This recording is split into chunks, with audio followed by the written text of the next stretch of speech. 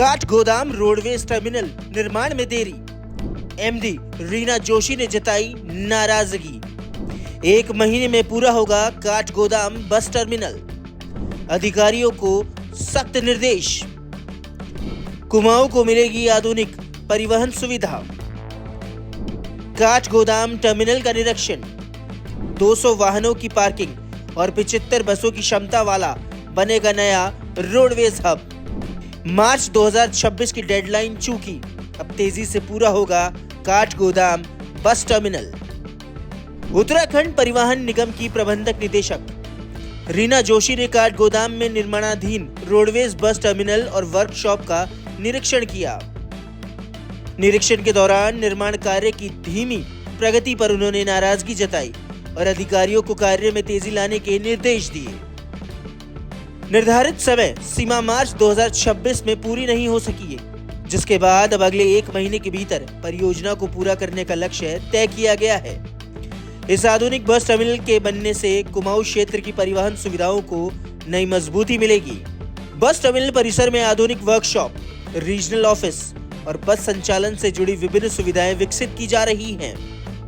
इसके अलावा परिसर में 200 वाहनों की पार्किंग और 75 रोडवेज बसों के खड़े होने की व्यवस्था भी की जाएगी।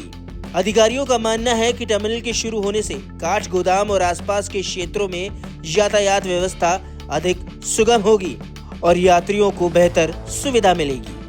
बस टर्मिनल का निर्माण कार्य मार्च 2026 तक पूरा होना था, लेकिन तय समय बीत जाने के बावजूद परियोजना पूरी नहीं हो सकी। इसे गंभीरता से लेते हुए एमडी ने अगले 1 महीने के भीतर निर्माण कार्य पूरा करने के निर्देश दिए, ताकि यात्रियों को जल्द से जल्द आधुनिक सुविधाओं का लाभ मिल सके। ये काठगोदाम में हिल डिपो का कार्य काफ़ी जोर शोर से हो रहा है, लगभग फिनिशिंग के स्तर पर ही है। यहाँ एक्शन साहब भी यहाँ पे उपस्थित हैं, पेयजल निर्माण निगम के भी अधिकारीगण यहाँ पे उपस्थित हैं। ये पूरा इंस्पेक्शन किया है, तो कुछ कमियाँ परिलक्षित हुई हैं, वो इनको इंस्ट्रक्ट कर दिया गया है कि उसको दूर कर लें। और जो भी यहाँ पे कर्मचारियों की डिमांड थी कि थोड़े बहुत मॉडिफिकेशन भी उन्होंने एक्सपेक्ट किए थे, तो उसके लिए भी निर्देशित कर दिया है कि उसको तत्समय पूरा कर लें। तो काम जोरों शोरों से है, जैसा कि उन्होंने प्रॉमिस किया है कि हमें 1 महीने में पूरा काम करके देंगे और हैंड ओवर करेंगे। मैम, डेडलाइन कब तक है? ये इनको पहले ही कंप्लीट करना था, मार्च में ही कंप्लीट करना था, लेकिन शुरू में कुछ संचालन यहाँ से हो रहा था, इस वजह से थोड़ी सी परेशानी का सामना करना पड़ा। बट अब ये लोग काम तेज़ी से कर रहे हैं, जैसा कि इन्होंने बताया कि और इंस्ट्रक्ट भी किया है कि ये 1 महीने में काम कंप्लीट कर लेंगे।